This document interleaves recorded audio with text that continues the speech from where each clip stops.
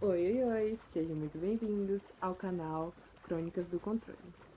Aqui no comentário fixado eu vou deixar a mensagem certinha para quem vê os aplicativos vizinhos e quiserem pular para onde de fato a história começa. A história de hoje ela é na versão masculina, não é um BL nem um GL. É uma história na versão feminina. Masculina, o protagonista é masculino e o desenvolvimento vai ser com uma personagem feminina. Quando for essa situação, eu vou botar um Bzinho abreviado no início para vocês saberem qual é a versão masculina ou feminina. As que são femininas eu não vou botar nada. A narração ela é feita por IA e a história tem elementos da ficção. Qualquer semelhança com nomes, lugares, pessoas ou até mesmo histórias é mera coincidência. A gameplay ela é autoral, feita por mim, e as histórias citadas são adaptadas e traduzidas por mim, para melhor experiência para vocês. Se não for pedir muito, vocês puderem se inscrever, comentarem, deixar o que vocês acharam num comentário, sim, dizendo, eu gostei, traz mais, alguma coisa assim, eu vou agradecer de coração. E compartilhar com o namorado, com a amiga, com qualquer pessoa que goste, eu vou agradecer muito. E agora, sem mais demora, bora pra história. Construí o império da minha família, até ser tratado como descartável. Meu nome é Daniel Navarro, e durante quase toda a minha vida, acreditei que lealdade à família era a maior virtude que um homem podia ter. Fui criado ouvindo que o legado dos Navarro vinha acima de tudo, acima de desejos pessoais, acima de descanso, acima de orgulho. Meu avô fundou a Navarro Filhos Logística com um caminhão velho, 2 funcionários e uma determinação brutal. Meu pai transformou a pequena operação em uma empresa regional sólida, e eu fui quem levou aquilo para outro patamar. Desde adolescente, minha vida girava em torno da empresa. Enquanto meus amigos saíam, viajavam ou planejavam carreiras próprias, eu estava em galpões, rotas, negociações e reuniões. Aprendi operação, vendas, expansão e gestão na prática, não porque fui forçado diretamente, mas porque cresci acreditando que aquilo era meu dever. Meu pai sempre dizia: um dia isso tudo será seu, Daniel. Você está construindo o próprio futuro. Eu acreditava com tudo que tinha a promessa de continuidade, de legado, de pertencimento, me fez aceitar sacrifícios que hoje parecem absurdos. Perdi aniversários, relacionamentos, momentos pessoais irrepetíveis. Meu irmão mais novo, Lucas,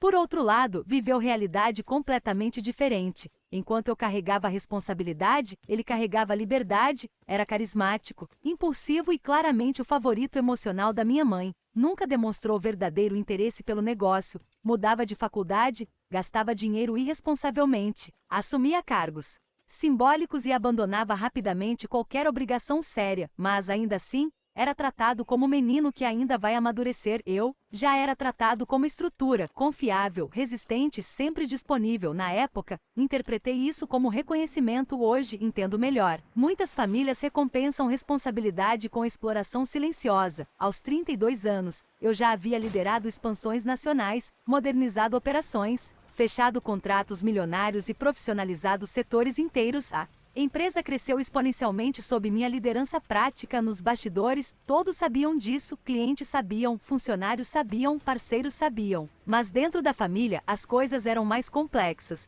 Meu pai continuava prometendo sucessão futura, mas sem formalizações concretas. Minha mãe frequentemente minimizava meu protagonismo, reforçando a ideia de que família é coletiva. Lucas, mesmo contribuindo incomparavelmente menos, seguia protegido. Ainda assim, eu continuava porque acreditava que esforço, consistência e resultados falariam mais alto no fim. Passei anos sustentando crises. Durante recessões, fui eu quem renegociou contratos. Quando grandes clientes ameaçaram sair, fui eu quem recuperou contas. Quando operações internas colapsavam, fui eu quem reconstruía. Eu não era apenas filho, era o principal pilar funcional da empresa. Mas, como aprendi da pior forma, ser essencial operacionalmente não garante valorização emocional ou política. O ponto de ruptura Começou quando meu pai sofreu problemas de saúde, nada fatal, mas suficiente para reduzir drasticamente sua atuação, pela lógica. Eu naturalmente assumiria comando executivo mais robusto, na prática, assumi, gerenciei praticamente tudo, resultados continuaram excelentes, lucros cresceram. Funcionários me viam como liderança real por um breve período, acreditei que finalmente estava consolidando o futuro que me prometeram. Então vieram as reuniões jurídicas, estruturas societárias,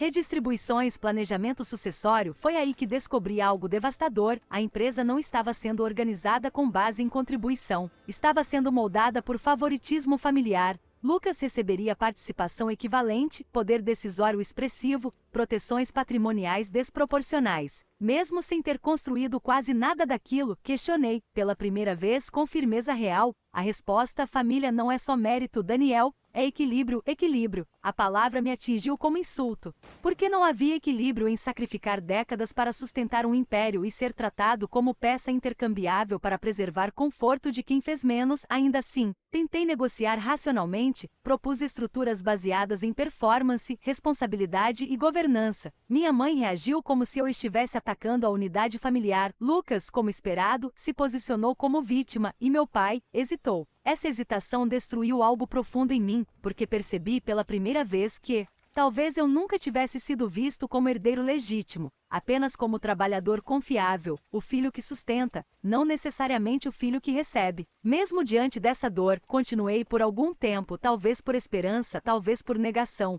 mas algo já havia mudado. Pela primeira vez, comecei a enxergar a empresa não apenas como legado familiar, mas como sistema que poderia eventualmente me descartar. Depois daquela reunião, algo dentro de mim nunca mais funcionou da mesma forma. Continuei trabalhando, cumprindo agendas, liderando operações e entregando resultados. Externamente parecia o mesmo Daniel de sempre, disciplinado, resiliente, comprometido, mas internamente a rachadura havia começado. Passei a observar minha família com uma clareza dolorosa. Meu pai continuava me sobrecarregando com responsabilidades reais. Enquanto evitava decisões definitivas sobre sucessão, minha mãe reforçava discursos sobre união, mas sempre que interesses de Lucas estavam em jogo, a igualdade rapidamente se tornava prioridade. Lucas, por sua vez, seguia confortável, recebia benefícios, status e espaço político sem jamais carregar o peso proporcional. Pela primeira vez, comecei a compreender algo devastador. Eu não estava sendo preparado para herdar, estava sendo condicionado a sustentar. Há uma diferença brutal entre as duas coisas. Durante anos, confundi exploração disfarçada de confiança com reconhecimento, mas agora cada detalhe parecia impossível de ignorar. Eu resolvia crises milionárias. Lucas aparecia em eventos sociais como o futuro da nova geração. Eu reestruturava setores. Ele opinava superficialmente em reuniões e era elogiado por visão jovem. Eu protegia patrimônio. Ele usufruía dele. A injustiça não estava apenas nas participações societárias, estava em toda a dinâmica emocional construída ao longo de décadas. Ainda assim, parte de mim resistia à ideia de ruptura, porque não se tratava apenas de empresa, era minha identidade, meu sobrenome, minha história, meu senso de pertencimento. Questionar tudo isso era como questionar quem eu havia sido a vida inteira. Mas a realidade começou a acelerar. Com o afastamento progressivo do meu pai por saúde, fui oficialmente nomeado diretor operacional principal. Na prática, eu já comandava quase tudo no papel, porém, minha autoridade ainda dependia de estruturas familiares frágeis. Foi nesse período que comecei a implementar uma expansão internacional ousada, o maior movimento estratégico da história da empresa. Meses de planejamento, negociações intensas, investimentos robustos. Eu estava prestes a posicionar a Navarro Filhos em um novo nível. Se funcionasse, o império familiar alcançaria um patamar completamente diferente. Funcionou de forma extraordinária. Os resultados superaram projeções, abrindo mercados novos e multiplicando receitas. Era, sem exagero, a maior conquista empresarial da nossa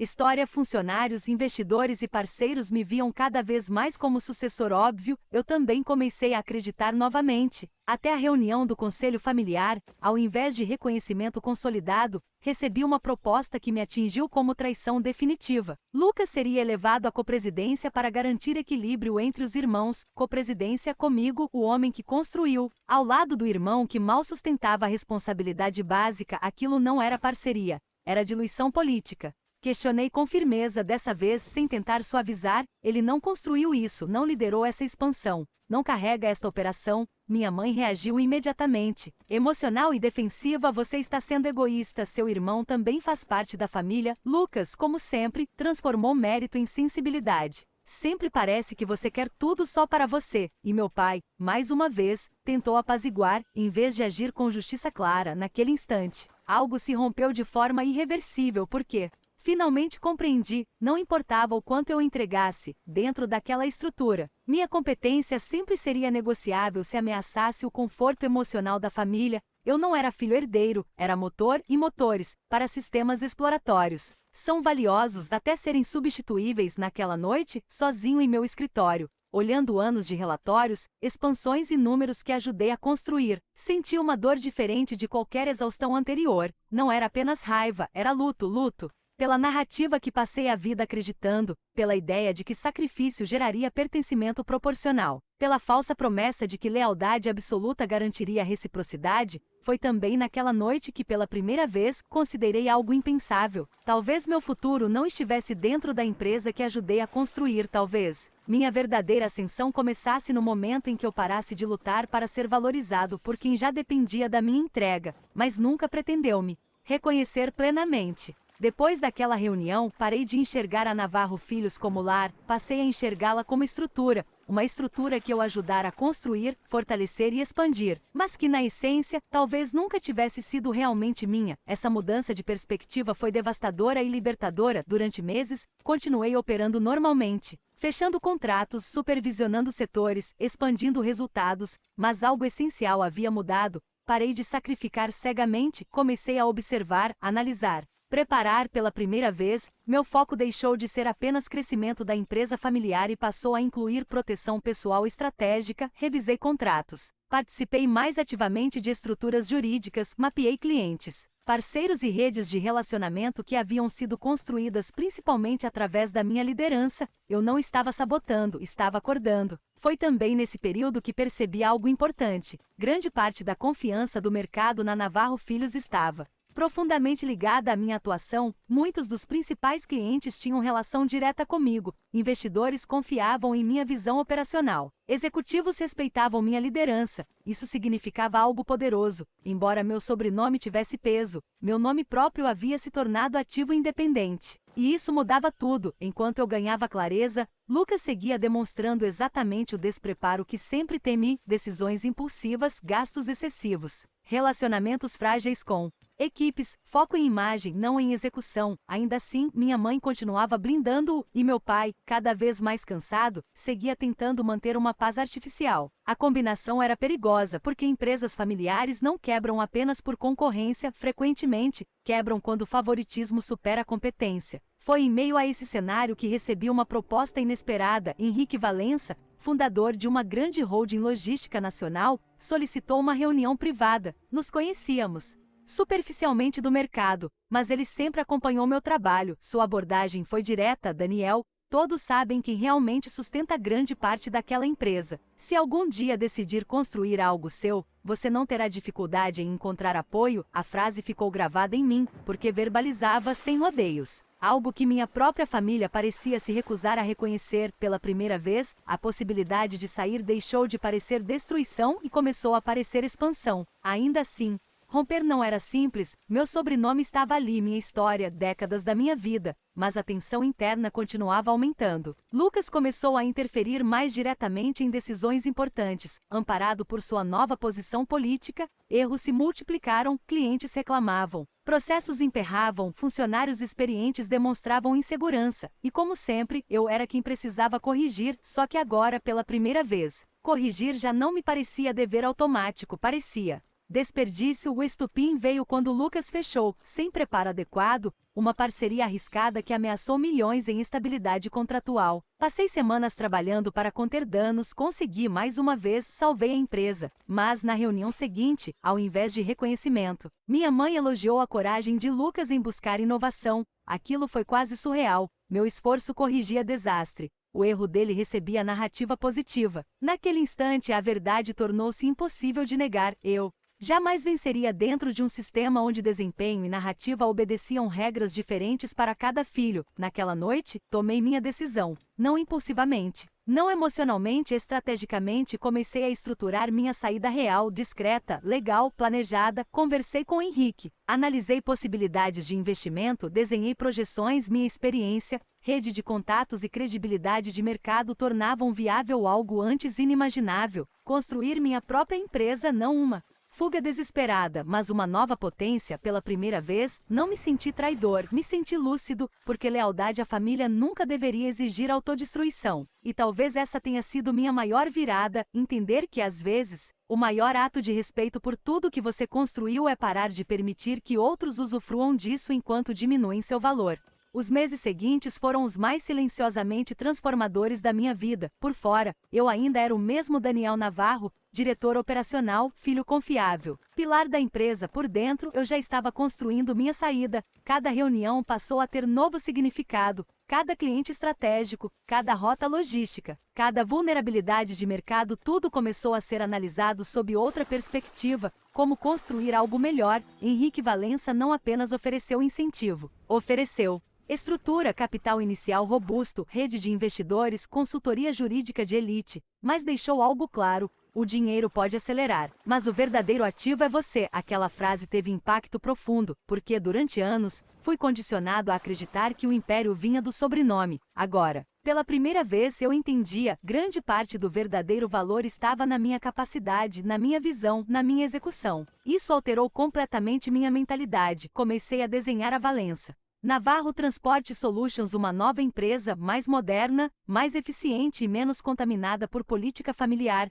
Meu foco não era vingança impulsiva, era excelência superior, tecnologia avançada, gestão profissional, expansão agressiva, governança meritocrática. Eu não queria apenas competir, queria superar estruturalmente. Enquanto isso, a Navarro Filho seguia sua deterioração interna gradual. Lucas, embriagado pela própria posição, continuava tomando decisões superficiais. Minha mãe insistia em protegê-lo emocionalmente. Meu pai, cada vez mais desgastado, parecia incapaz de restaurar equilíbrio. Eu observava tudo com uma mistura dolorosa de tristeza e inevitabilidade, porque ainda amava minha família, mas já não podia mais confundir amor com submissão. Minha saída precisava ser impecável, sem ilegalidades, sem impulsividade, sem vulnerabilidades. Durante quase um ano, planejei cuidadosamente: contratos respeitados, cláusulas revisadas, investidores alinhados, equipe inicial selecionada, e algo começou a acontecer de forma natural. Pessoas talentosas, muitas delas cansadas das novas instabilidades da empresa familiar, demonstraram interesse em me seguir, não porque eu pedi diretamente, mas porque liderança real gera lealdade própria.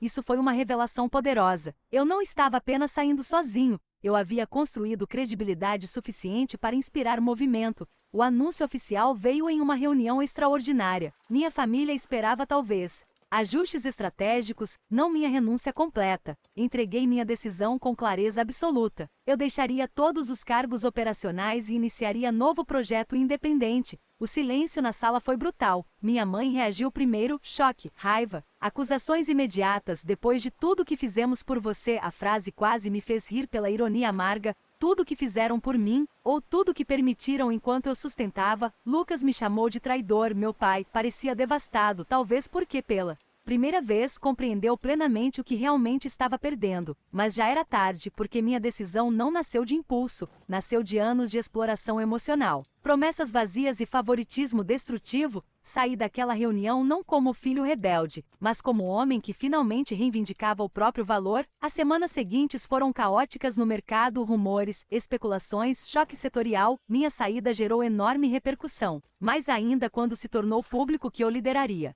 uma nova operação altamente financiada. Clientes começaram a observar, investidores recalcularam riscos, concorrentes reposicionaram estratégias. A verdade ficou evidente rapidamente: minha saída não era apenas questão familiar, era evento corporativo de grande impacto. Enquanto minha família me tratava como perda emocional, o mercado me tratava como força estratégica, e isso dizia tudo. No dia em que entrei oficialmente na sede da nova empresa, ainda parcialmente vazia, mas carregada de potencial, senti algo que há anos parecia distante, orgulho genuíno, não o orgulho condicionado à aprovação familiar, mas o orgulho de um homem que, depois de dedicar décadas construindo impérios para outros, finalmente começava a construir o próprio.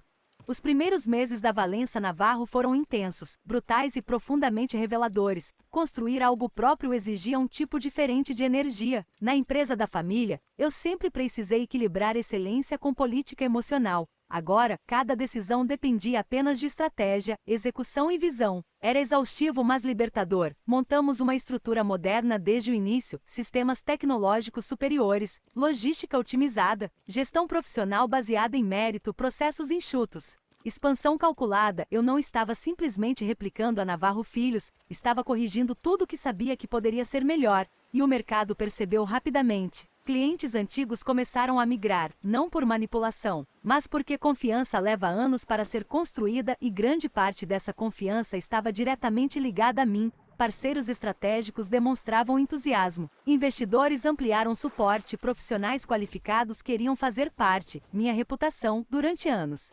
utilizada para fortalecer patrimônio familiar, agora finalmente fortalecia patrimônio próprio. Foi uma sensação quase surreal pela primeira vez. Todo o meu esforço gerava crescimento proporcional para mim mesmo, não apenas para estruturas que me tratavam como recurso. Enquanto isso, a reação da minha família se tornou cada vez mais hostil. Minha mãe passou a me retratar como ingrato, Lucas como previsível. Transformou minha saída em narrativa de traição no mercado. Tentaram insinuar que eu havia agido por ambição excessiva, talvez esperando que culpa emocional ainda me controlasse, mas algo fundamental havia mudado. Eu já não precisava da aprovação deles para validar minhas escolhas. Meu pai tentou contato diversas vezes, conversas privadas, tentativas de reconciliação, propostas de reestruturação, mas pela primeira vez eu enxergava com clareza dolorosa. Ele só estava disposto a ajustar estruturas quando percebeu o risco real de perda, não quando eu passei anos alertando. Essa diferença importava, porque reconhecimento tardio motivado por ameaça não apaga décadas de negligência. Ainda assim, a ruptura emocional não foi simples.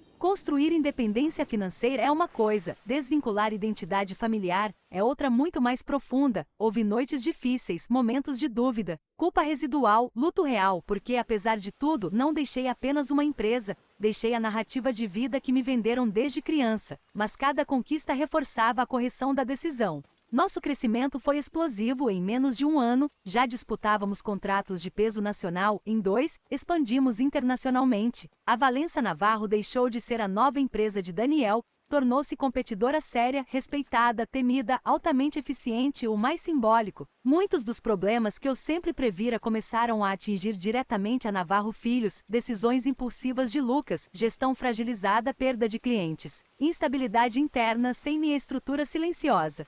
Sustentando falhas, as rachaduras ficaram evidentes, e pela primeira vez, o mercado começou a compreender algo que eu já sabia havia anos. Eu nunca fui apenas mais um herdeiro, fui o principal arquiteto funcional daquele império. Sem minha liderança, a fragilidade estrutural se tornou impossível de esconder. Em determinado momento, um grande contrato nacional historicamente vinculado à empresa da minha família abriu nova concorrência estratégica. Nós participamos e vencemos. De forma contundente. Ao assinar aquele contrato, senti algo poderoso, mas diferente do que imaginei anos antes. Não era vingança, era validação. Não porque eu precisasse provar meu valor, eu já o conhecia, mas porque de forma objetiva ficava claro. O homem que trataram como substituível havia construído algo capaz de superar diretamente o legado que ajudou a erguer. Naquele dia, entendi uma verdade definitiva. Minha família não perdeu apenas um filho operacional, perdeu o homem que sustentava silenciosamente a maior parte do futuro deles, e eu, finalmente, deixava de trabalhar para preservar o império de outros, para consolidar o meu próprio. No terceiro ano da Valença Navarro, já não havia dúvidas no mercado. Minha saída não havia sido um risco impulsivo, havia sido uma reconfiguração histórica. Nossa empresa crescia em velocidade impressionante, superando projeções iniciais e consolidando posição como uma das operações logísticas mais modernas e eficientes do setor. Eu não era mais visto como filho que saiu da empresa da família. Eu era Daniel Navarro, fundador, CEO, estrategista, nome próprio, autoridade própria. Essa distinção Carregava um peso emocional que poucos compreendem, porque durante décadas minha identidade esteve vinculada ao sobrenome familiar. Agora, pela primeira vez, meu valor existia completamente separado dele, e isso era profundamente libertador. Expandimos para novos mercados internacionais, firmamos alianças robustas, implementamos tecnologias que a antiga empresa jamais conseguiu modernizar adequadamente devido a conflitos internos e decisões politizadas. Cada novo sucesso reforçava algo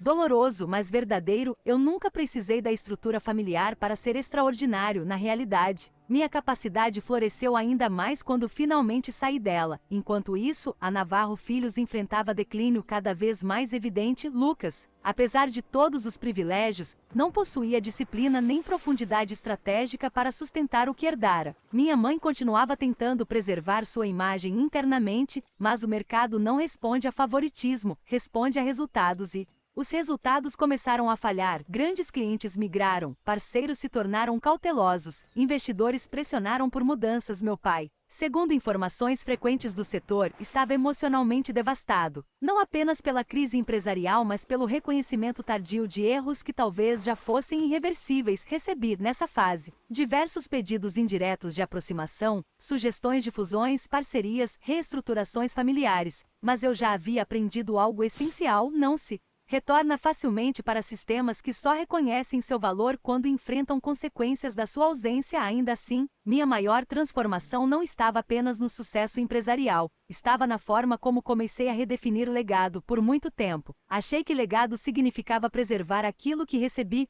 Hoje, entendo melhor, legado real é construir algo melhor do que aquilo que tentaram limitar você a sustentar. Passei a investir fortemente em cultura empresarial. Na Valença Navarro, implementei algo que jamais permiti negligenciar: mérito claro, governança profissional, estruturas de sucessão baseadas em competência, não favoritismo emocional. Eu sabia, na prática, o custo devastador de misturar família, ego e poder sem responsabilidade. Meu império não repetiria isso. Foi também nessa fase que comecei mentorias para empresários de empresas familiares, ajudando lideranças a evitar exatamente os erros que destruíram minha relação com a minha própria origem. A ironia era quase brutal. O filho descartado agora se tornava especialista em salvar estruturas familiares corporativas desde que estivessem dispostas a priorizar competência. Em um grande fórum empresarial, fui convidado para palestrar sobre sucessão, liderança e crescimento sustentável. Durante minha apresentação, disse algo que repercutiu amplamente: empresas familiares não quebram apenas por falta de amor,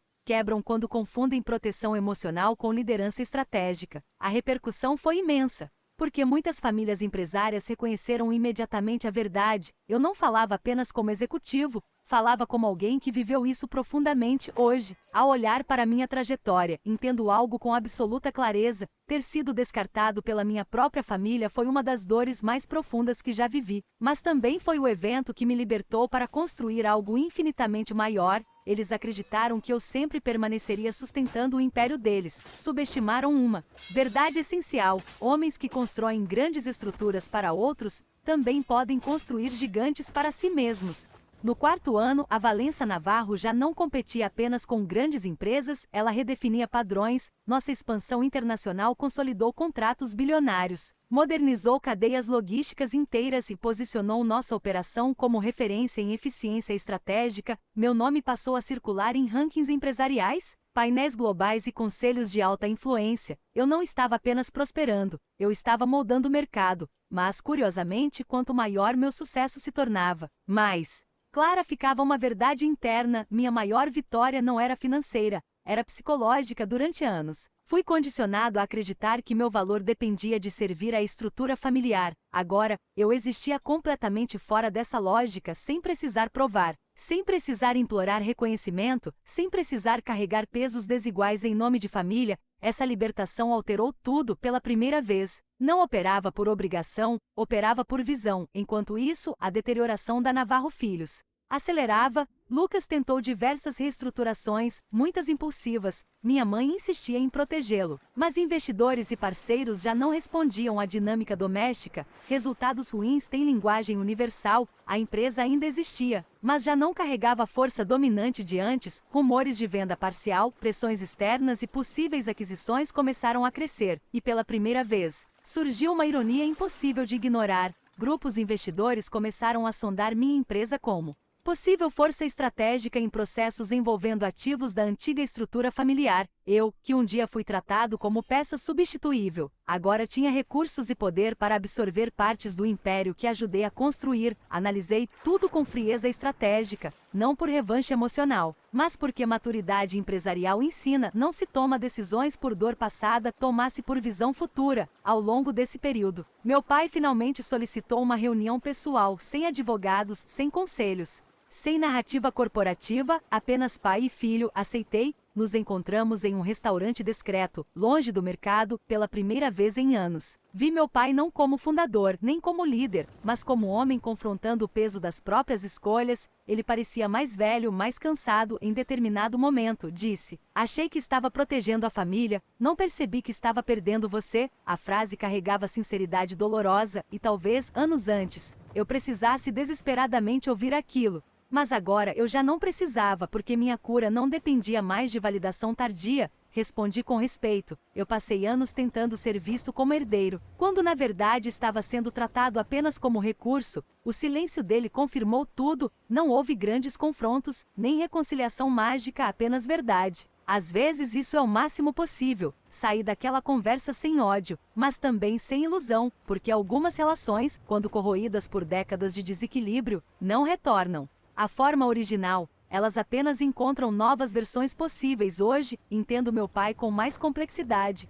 mas entendimento não apaga consequências. Minha trajetória me ensinou algo profundo: lealdade sem reciprocidade é exploração disfarçada, e muitos homens passam anos confundindo uma pela outra. Foi justamente por isso que em minha própria empresa, tornei a sucessão um dos pilares mais rigorosos. Nenhum sobrenome garantiria espaço sem mérito. Nenhum favoritismo colocaria patrimônio acima da competência. Meu legado não repetiria minha ferida, porque ser descartado pela família me ensinou uma lição definitiva. O verdadeiro império de um homem não é aquilo que ele herda, é aquilo que ele constrói quando finalmente decide reconhecer o próprio valor.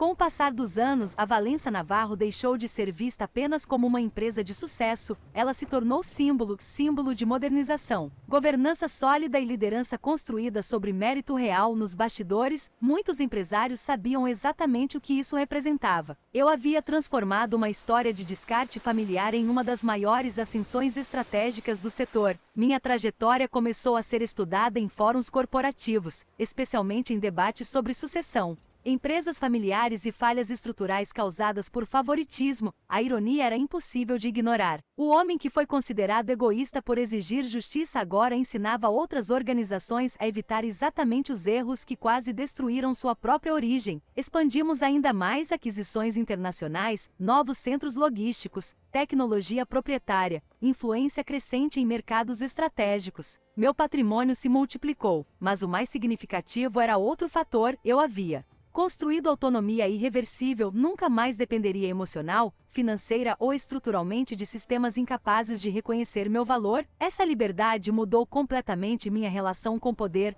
Passei a investir em formação de lideranças masculinas, especialmente para homens que cresceram em estruturas familiares ou empresariais onde responsabilidade excessiva frequentemente se transforma em exploração. Porque percebi algo poderoso: muitos homens são ensinados a sacrificar tudo pela família, sem jamais questionar se esse sacrifício é realmente respeitado ou apenas esperado. Minha história ressoava profundamente com isso. Lancei mentorias, programas de sucessão saudável e consultorias especializadas. Meu legado passou a transcender logística. Eu estava ajudando outros homens a reconhecerem padrões destrutivos antes que perdessem décadas dentro deles. Enquanto isso, a situação da Navarro Filhos finalmente atingiu o ponto que por anos pareceu inevitável: reestruturação severa. Setores vendidos, participações reduzidas, influência de mercado drasticamente menor. A empresa não desapareceu, mas deixou de ser o império dominante que um dia foi. Parte significativa disso não veio apenas da concorrência, veio do custo acumulado de decisões emocionais ruins. Meu pai, já afastado da liderança central, manteve contato mais respeitoso comigo. Nossa relação jamais voltou ao que poderia ter sido, mas encontrou certa paz adulta. Minha mãe, por outro lado, permaneceu mais resistente à realidade. Aceitar que o filho difícil era, na verdade, o principal construtor, talvez fosse pesado demais para sua própria narrativa. Lucas, Continuou sendo Lucas, com menos poder, menos proteção e finalmente confrontado pelas consequências de uma vida onde privilégios nunca substituíram competência. Não senti prazer nisso, apenas confirmação, porque a realidade, cedo ou tarde, sempre cobra, em determinado momento. Surgiu a oportunidade de adquirir setores extremamente valiosos, remanescentes da antiga empresa, desta vez, não como filho tentando preservar herança, mas como estrategista consolidado. Analisei cuidadosamente e tomei uma decisão histórica: absorvi ativos importantes, equipes talentosas e operações-chave, não para tomar o negócio da família, mas para preservar valor real onde ainda havia excelência aproveitável. O mercado tratou a movimentação como um marco simbólico, e estava certo, porque o homem que um dia foi descartado como peça ajustável agora ajudava a redefinir o futuro da própria estrutura que o subestimou. Hoje, olhando para tudo, entendo com absoluta clareza. Minha família acreditou que estava protegendo o equilíbrio ao limitar minha ascensão. Na verdade, estava apenas me forçando a construir algo grande demais para ser controlado por eles depois. Hoje, quando olho para trás, não vejo apenas a dor de ter sido descartado pela própria família, vejo transformação. Durante anos, acreditei que meu dever era sustentar um legado herdado. Trabalhei até a exaustão, sacrifiquei liberdade, adiei sonhos, entreguei minha juventude, minha energia e minha genialidade estratégica para fortalecer um império que acreditava também ser meu. Mas, na hora decisiva, descobri uma verdade devastadora: eu era indispensável para construir, mas não necessariamente para possuir. Essa percepção quase me destruiu, porque não perdi apenas posição, perdi uma narrativa inteira sobre pertencimento. Mas foi justamente essa perda que me libertou. Ao ser descartado, fui forçado a confrontar algo essencial. Meu valor nunca esteve condicionado à validação da minha família. Sempre esteve em mim, na minha capacidade, na minha disciplina, na minha visão, na minha liderança. Quando finalmente compreendi isso, parei de lutar por espaço em estruturas desequilibradas. Comecei a construir estruturas próprias, e foi aí que tudo mudou. A Valença Navarro tornou-se mais do que empresa,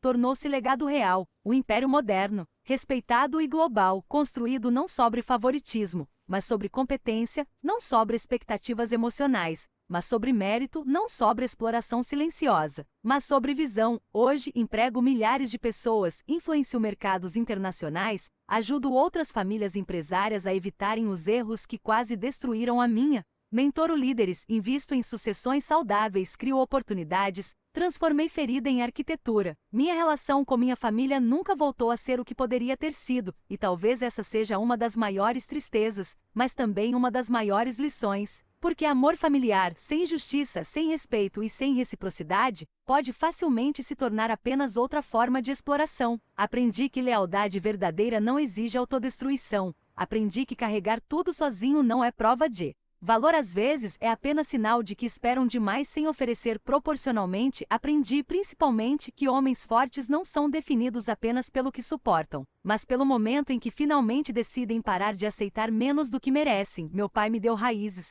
minha dor me deu visão, meu descarte me deu liberdade, e minha decisão de partir me deu império. Hoje, não sou lembrado como o filho que saiu da empresa da família, sou lembrado como o homem que transformou rejeição em expansão, traição em estratégia e subestimação em poder. A maior ironia de todas, eles acreditaram que estavam preservando o legado ao me limitar, mas ao fazer isso, apenas me obrigaram a construir algo muito maior do que aquilo que tentaram me negar. No fim, ser descartado pela minha própria família não foi o encerramento da minha história, foi o momento exato em que ela realmente começou.